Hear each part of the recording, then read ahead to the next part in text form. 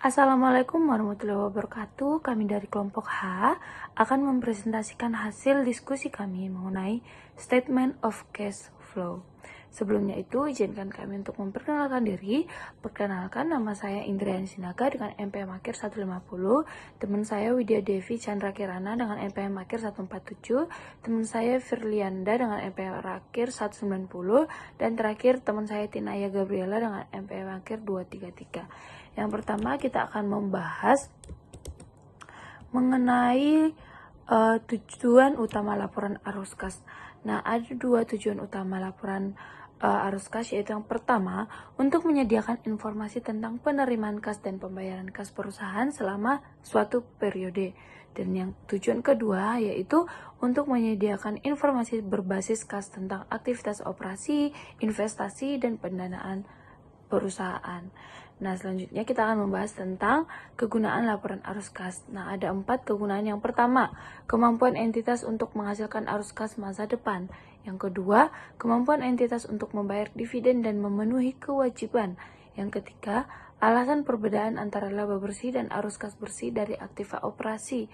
Dan yang keempat, transaksi investasi dan pembiayaan tunai dan non-tunai selama periode tersebut. Selanjutnya ada klasifikasi arus kas. Nah, laporan arus kas mengklasifikasikan penerimaan dan pembayaran kas berdasarkan 3 aktivitas, yaitu yang pertama, aktivitas operasi, melibatkan dampak kas dari transaksi yang masuk ke dalam penentuan laba bersih seperti penerimaan kas dari penjualan barang dan jasa, dan pembayaran kas kepada pemasok dan karyawan untuk akuisisi inventaris dan biaya. Yang kedua ada aktivitas investasi, umumnya melibatkan aset tidak lancar dan meliputi yang pertama, pemberian dan penagihan pinjaman, dan yang kedua, perolehan dan pelepasan investasi dan aset produksi jangka panjang. Yang ketiga itu aktivitas pendanaan, melibatkan pos kewajiban dan ekuitas dan meliputi yang pertama, memperoleh uang tunai dari kreditor dan membayar kembali jumlah yang dipinjam, dan yang kedua, memperoleh modal dari pemilik dan memberi mereka laba atas investasi mereka.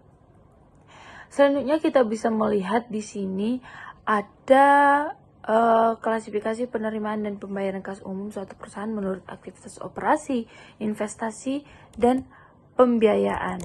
Nah, di sini kita bisa melihat bahwa aktivitas operasi ada arus kas masuk. Nah, ini dari penjualan barang atau jasa, dari pengembalian pinjaman seperti bunga dan sekuritas ekuitas. Dan ada juga arus kas keluar, itu kepada pemasok untuk inventaris, kepada karyawan untuk layanan, kepada pemerintah untuk pajak, dan lain sebagainya. Ini termasuk item laporan laba rugi.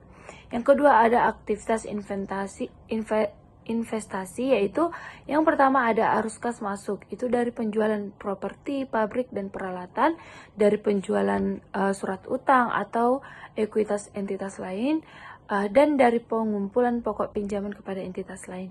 Nah, dari aktivitas investasi ini juga ada arus kas keluar, itu untuk membeli properti, pabrik, dan peralatan, dan untuk membeli surat utang atau ekuitas entitas lain. Dan ini termasuk umumnya itu item aset tidak lancar. Nah, yang ketiga ada aktivitas pembiayaan, ada arus kas masuk dan arus kas keluar. Arus kas masuk ini dari penjualan surat berharga ekuitas dan dari penerbitan utang atau obligasi dan surat utang. Yang kedua itu ada arus kas keluar, itu kepada pemegang saham sebagai dividen dan untuk menebus utang jangka panjang atau memperoleh kembali modal saham. Nah, ini umumnya pos kewajiban dan ekuitas non lancar. Nah, selanjutnya itu kita akan membahas tentang format laporan arus kas. Nah, kita bisa melihat di PPT ada format laporan arus kas, yaitu arus kas dari aktivitas operasi, arus kas dari aktivitas investasi, dan arus kas dari aktivitas pendanaan. Nah, nanti ada kas di awal periode dan kas di akhir periode. Selanjutnya kita akan membahas tentang mempersiapkan laporan arus kas, yaitu Kita ada 3 sumber, yaitu yang pertama, laporan posisi keuangan komparatif memberikan jumlah perubahan aset, kewajiban, dan ekuitas dari awal hingga akhir periode. Yang kedua, data laporan laba rugi saat ini membantu menentukan jumlah kas bersih yang disediakan atau digunakan oleh operasi selama periode tersebut. Dan yang terakhir ada data transaksi terpilih dari buku besar memberikan informasi rinci tambahan diperlukan untuk menentukan bagaimana perusahaan menyediakan atau menggunakan uang tunai selama periode tersebut. Nah, mempersiapkan laporan arus kas dari sumber data di atas melibatkan 3 langkah utama, yaitu yang pertama, langkah 1, tentukan perubahan kas. Prosedur ini mudah, perusahaan dapat menghitung dengan mudah perbedaan antara saldo kas awal dan akhir dari pemeriksaan laporan perbandingan posisi keuangan. Yang kedua, tentukan arus kas bersih dan dari aktivitas operasi.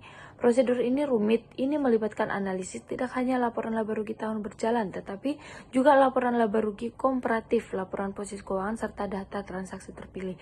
Dan yang terakhir yaitu tentukan arus kas bersih dari aktivitas investasi dan pendanaan. Sebuah perusahaan harus menganalisis semua perubahan lain dalam laporan posisi keuangan untuk menentukan dampak pada uang tunai. Nah, di sini kita bisa melihat ada suatu soal, yaitu untuk memulai kami menggunakan tahun pertama operasi untuk tax konsultan ins perusahaan. Ini dimulai pada bulan Januari 1, 2022 ketika menerbitkan 60.000 saham biasa dengan nilai nominal 1 seharga 60.000 tunai. Nah, perusahaan menyewa ruang kantor, perabotan, dan peralatan dan melakukan layanan konsultasi pajak sepanjang tahun pertama tahun. Nah, laporan perbandingan posisi keuangan pada awal dan akhir tahun 2022 muncul, yaitu kita bisa melihat di PPT bahwa piutang usaha 31 Desember 2022 itu 36.000, 1 Januari 2022 itu 36.000, 0, jadi menambah naik 36.000. Yang kedua, uang tunai 31 Desember 2022 itu ada 49.000. Terus juga Januari 1, tanggal 1 Januari 2022 itu 0, sehingga ada kenaikan 49.000. Nah, totalnya 31 Desember 2022 itu ada 85.000. Selanjutnya, ekuitas dan kewajiban. Ada saham biasa mengalami kenaikan 60.000, laba ditahan mengalami kenaikan 20.000, dan akun utang mengalami kenaikan 5.000 pada 31 Desember 2022, yaitu 85.000. Nah, selanjutnya kita akan membuat laporan laba rugi untuk tahun yang berakhir pada 31 Desember 2022. Nah, pendapatannya itu ada 125.000, biaya operasi 85.000, jadi pendapatan sebelum pajak penghasilannya yaitu 40.000 dari pengurangan pendapatan dikurang biaya operasional. Dan ada beban pajak penghasilannya 6.000 sehingga pendapatan bersihnya 34.000. Nah, ada informasi tambahan. Pemeriksaan data terpilih menunjukkan bahwa dividen sebesar 14.000 diumumkan dan dibayarkan selama tahun tersebut. Nah, kita bisa melakukan langkah pertama, yaitu menentukan perubahan kas. Nah, dari perhitungan sederhana, tax konsultan tidak memiliki kas di awal tahun 2022. Nah, kas tersebut memiliki 49.000 di akhir tahun 2022. Dengan demikian, kas berubah atau bertambah pada tahun 2022 sebesar 49.000. Nah, langkah kedua yaitu menentukan arus kas bersih dari aktiva operasional. Nah, berdasarkan IFRS, perusahaan menggunakan basis akuntansi akrual. Basis ini mengharuskan perusahaan mencatat pendapatan saat mereka memenuhi kewajiban kinerja dan mencatat biaya saat terjadi. Nah, di sini kita bisa melihat bahwa ada 2, yaitu peningkatan piutang usaha, metode tidak langsung. Nah, piutang usaha konsultan pajak meningkat sebesar 36.000 selama tahun tersebut. Sehingga bagi konsultan pajak ini berarti penerimaan kas lebih rendah 36.000 daripada pendapatan. Nah, akun piutang usaha menunjukkan bahwa konsultasi pajak memiliki pendapatan sebesar 125.000, tetapi hanya memperoleh 89.000 dalam bentuk uang tunai, sehingga piutang usahanya saldo penerimaan dari pelanggan 89.000 dan pendapatannya 125.000. Sedangkan pada tanggal 31 Desember itu saldonya 36.000. Terus ada peningkatan hutang usaha metode tidak langsung, itu ada pendapatan bersihnya 34.000, penyesuaian untuk merekonsiliasi laba bersih dengan arus kas bersih yang disediakan oleh aktiva operasi, yaitu peningkatan piutang usaha 36.000 dan peningkatan dalam akun utang itu 5.000, jadi sebesar 31.000. Jadi arus kas bersih yang disediakan oleh aktiva operasi yaitu 34.000 dikurang 31.000 yaitu 3.000. Nah, selanjutnya itu kita ke langkah ketiga. Nah, langkah ketiga itu yaitu tentukan arus kas bersih dari aktiva investasi dan pendanaan. Nah, di sini kita bisa melihat pada tabel ada laporan arus kas untuk tahun yang berakhir pada tanggal 31 Desember 2022. Itu pendapatan bersihnya 34.000. Terus peningkatan piutang usahanya 36.000, peningkatan dalam akun utang 5.000 sehingga 31.000. Nah, arus kas bersih yang disediakan oleh aktiva operasi itu 3.000.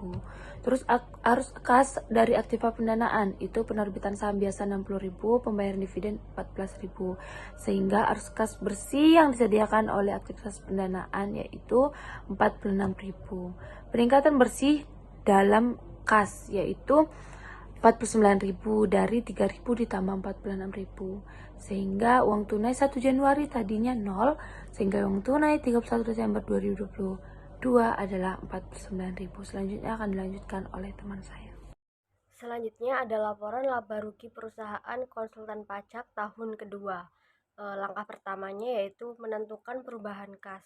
Untuk menyiapkan laporan arus kas dari informasi yang tersedia, langkah yang pertama yaitu menentukan perubahan kas. Lalu langkah yang kedua yaitu menentukan arus kas bersih dari aktivitas operasional metode tidak langsung. Dengan menggunakan metode tidak langsung, menyesuaikan laba bersih berdasarkan basis akrual untuk memperoleh arus kas bersih dari aktivitas operasional. Di sini ada 4 penyesuaian laba bersih. Yang pertama yaitu penurunan piutang usaha, lalu yang kedua peningkatan beban dibayar di muka, yang ketiga peningkatan utang usaha, dan yang keempat beban penyusutan atau peningkatan akumulasi penyusutan. Langkah yang ketiga yaitu menentukan arus kas bersih dari aktivitas investasi dan pendanaan. Setelah menentukan item yang mempengaruhi arus kas bersih yang disediakan oleh aktivitas operasi, langkah berikutnya melibatkan analisis perubahan yang tersisa dalam akun laporan posisi keuangan. Yang pertama ada peningkatan lahan, yang kedua peningkatan bangunan dan akumulasi penyusutan terkait, yang ketiga peningkatan peralatan dan akumulasi penyusutan terkait, yang keempat peningkatan obligasi yang harus dibayar, dan yang keenam peningkatan laba ditahan. Selanjutnya ada laporan laba rugi perusahaan konsultan pajak tahun ketiga. Langkah yang pertama yaitu menentukan perubahan kas. Seperti yang ditunjukkan dalam laporan posisi keuangan komparatif, kas meningkat pada tahun selanjutnya. Langkah yang kedua, menentukan arus kas bersih dari aktivitas operasi metode tidak langsung.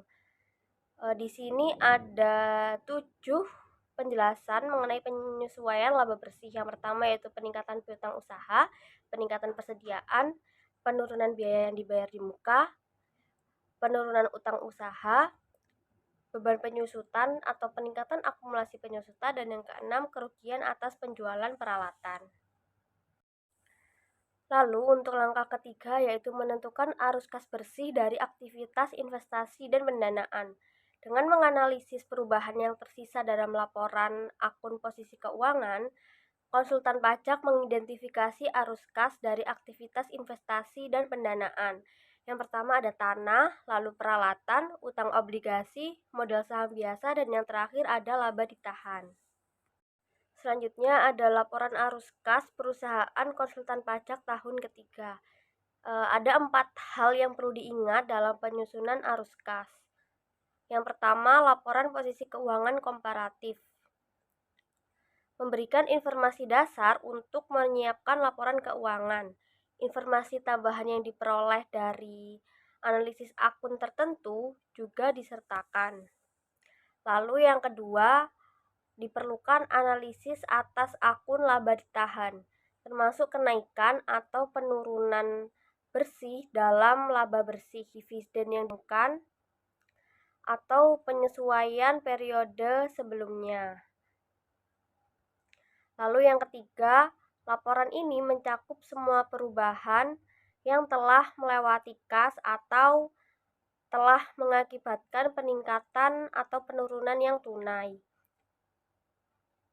Lalu yang keempat, penurunan nilai biaya amortisasi dan entry buku serupa, seperti penyusutan pabrik aset tidak mewakili arus kas masuk ataupun arus kas keluar karena tidak memiliki pengaruh terhadap kas. Sejauh ini, mereka telah masuk ke dalam penentuan laba bersih, namun perusahaan harus menambahkannya kembali atau menguranginya dari laba bersih untuk memperoleh arus kas bersih yang disediakan atau digunakan oleh aktivitas operasi. Baik, berikutnya adalah masalah khusus dalam penyusunan laporan arus kas. Yang pertama ada penyesuaian laba bersih. Jadi yang pertama di sini ada depresiasi dan amortisasi. Depresiasi dan amortisasi ini merupakan beban non kas yang tidak mempengaruhi kas. Oleh karena itu, ketika menyusun laporan arus kas, beban ini pun ditambahkan kembali ke laba bersih dalam metode langsung untuk mengukur arus kas operasional. Lalu di sini juga ada biaya manfaat kas kerja. Jadi biaya ini itu seringkali melibatkan kewajiban untuk jangka panjang tidak segera dibayar dalam negeri. Nah, penyesuaian ini itu dilakukan untuk selisih antara beban akuntansi dan kas yang dibayarkan selama periode tertentu. Lalu berikutnya ada perubahan pajak tangguhan. Jadi pajak tangguhan ini mencerminkan kewajiban atau aset pajak yang diakui untuk selisih temporer antara basis akuntansi dan pajak. Dan perubahan dalam pilihan ini ditambahkan kembali jika berpengaruh pada laba bersih tetapi tidak mempengaruhi arus kas.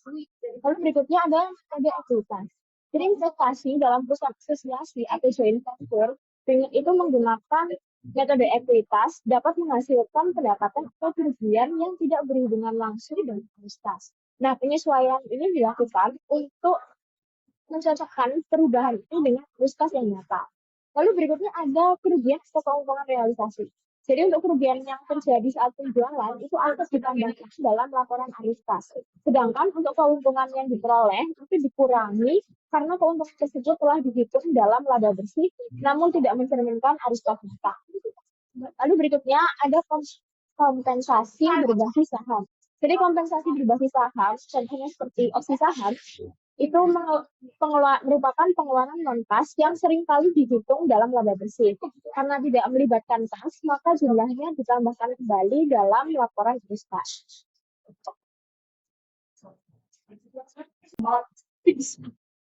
Lalu yang berikutnya ada perubahan piutang usaha. Jadi di sini ada penurunan piutang usaha. Jadi jika piutang usaha menurun, ini berarti kas telah diterima dari pelanggan, sehingga akan menambah arus kas. Lalu untuk peningkatan piutang usaha, itu jika piutang usaha meningkat, ini menunjukkan bahwa perusahaan belum menerima kas dari pelanggan yang mengurangi arus kas. Lalu yang ketiga ada perubahan modal kerja lainnya. Jadi di sini ada perubahan dalam aset atau liabilitas lancar. Beberapa perubahan dalam akun lancar seperti persediaan hutang atau utang jangka pendek itu mempengaruhi arus kas meskipun tidak menjadi laba bersih. Misalnya peningkatan persediaan mengurangi kas yang tersedia, sementara peningkatan hutang dagang meningkatkan kas. Nah, yang keempat ada laba bersih negatif. Jadi jika perusahaan mengalami kerugian, itu perlu dilakukan penyesuaian untuk item-item non-kas. Jadi contohnya depresiasi dan amortisasi. Nah, agar laporan arus kas tersebut bisa mencerminkan perubahan kas yang real. Lalu yang terakhir ada pengungkapan transaksi non-kas. Jadi di sini ada akuisisi aset. Jika perusahaan mengakuisisi aset atau melakukan pertukaran yang tidak melibatkan kas, misalnya akuisisi dengan saham, maka transaksi tersebut harus diungkapkan dalam catatan atau jadwal tambahan laporan keuangan. Lalu di sini ada pertukaran non moneter. Jadi jika ada pertukaran aset non moneter, contohnya barang untuk barang. Nah, itu perlu diungkapkan karena meskipun tidak ada pasar penyebar, transaksi ini mempengaruhi posisi keuangan perusahaan. Berikutnya ada juga konversi utang. Jadi jika utang dikonversi menjadi ekuitas atau saham, hal ini harus diungkapkan sebagai transaksi non cash. Dan yang terakhir dari nomor 5 ini ada pajak penghasilan dan dividen dibayar. Pengungkapan terpisah mengenai pajak penghasilan dan dividen yang dibayarkan itu penting untuk memberi gambaran yang jelas tentang aliran kas terkait dengan kewajiban pajak dan pembayaran kepada pemegang saham. Dan berikutnya adalah penggunaan worksheet untuk laporan arus kas. Jadi worksheet ini merupakan alat opsional yang digunakan untuk membantu menyusun dan mengklasifikasikan data dalam laporan arus kas. Worksheet ini memudahkan proses penyusunan laporan arus kas dengan mengorganisasi informasi dari laporan keuangan dan transaksi lainnya. Jadi ada bagian laporan posisi keuangan. Di sini yang pertama ada saldo debit dan kredit dicatat terpisah. Jadi saldo untuk akun di laporan posisi keuangan itu dicatat terpisah sebagai debit dan kredit untuk memudahkan pemeriksaan. Lalu yang kedua ada catat saldo awal, saldo akhir, dan perubahan transaksi. Jadi dalam worksheet, saldo awal periode ini dicatat diikuti dengan perubahan yang terjadi, dan kemudian saldo akhir untuk memverifikasi akurasi perhitungan. Lalu yang ketiga ada pastikan saldo awal ditambah perubahan sama dengan saldo akhir. Jadi di sini memastikan bahwa saldo akhir yang tercatat sesuai dengan saldo awal. Lalu berikutnya ada bagian aktivitas operasi, investasi, dan pendanaan. Pertama ada memberikan data untuk laporan arus kas formal. Jadi worksheet ini digunakan untuk mengklasifikasikan transaksi dalam 3 kategori utama, yaitu operasi, investasi, dan pendanaan. Lalu yang kedua itu arus kas yang masuk dan keluar dicatat pada kolom sesuai berdasarkan jenis-jenis aktivitas tersebut. Di sini saya akan menjelaskan mengenai penggunaan lembar kerja. Nah, bila banyak penyesuaian diperlukan atau terdapat faktor-faktor rumit lainnya, perusahaan yang menggunakan lembar kerja untuk menyusun dan mengklarifikasi data yang akan muncul pada laporan arus kas. Nah, pedoman penting dalam penggunaan lembar kerja sendiri itu yang pertama ada di bagian laporan posisi keuangan, di mana mencantumkan akun dengan saldo debit secara terpisah dengan akun dengan saldo kredit. Nah, kemudian selanjutnya artinya ini berarti misalkan akumulasi penyusutan dicantumkan di bawah saldo kredit dan bukan sebagai akun kontra di bawah saldo debit. Selanjutnya yang kedua sendiri ada bagian bawah lembar kerja terdiri dari bagian aktivitas operasi, investasi, dan pendanaan. Nah, dengan ini bagian ini itu menyediakan informasi yang diperlukan untuk menyiapkan laporan arus kas formal. Masukkan arus kas masuk sebagai debit di kolom rekonsiliasi dan juga arus kas keluar sebagai kredit di kolom rekonsiliasi. Kemudian yang ketiga sendiri ada jangan memasukkan ke dalam jurnal atau memposting ke akun apapun item rekonsiliasi yang ditunjukkan di lembar kerja tersebut. Item ini tidak mewakili penyesuaian atau koreksi terhadap akun-akun laporan posisi keuangan. Item-item ini hanya digunakan untuk memudahkan penyusunan laporan arus kas. Nah, kemudian selanjutnya sendiri ada persiapan lembar kerja. Langkah-langkah untuk menyusun lembar kerja sendiri di sini ada 3. Yang pertama, langkah pertama itu memasukkan akun laporan posisi keuangan dan saldo awal dan akhir di bagian akun laporan posisi keuangan. Kemudian langkah yang kedua sendiri yaitu memasukkan data yang menjelaskan perubahan dalam akun laporan posisi keuangan selain kas dan pengaruhnya terhadap laporan arus kas di kolom rekonsiliasi lembar kerja. Kemudian yang terakhir langkah ketiga yaitu memasukkan kenaikan atau penurunan kas pada baris kas dan di bagian bawah lembar kerja. Nah, entry ini itu harus memungkinkan total kolom rekonsiliasi menjadi selaras. Nah, demikian yang dapat kelompok saya sampaikan. Kurang lebihnya mohon maaf. Wassalamualaikum warahmatullahi wabarakatuh.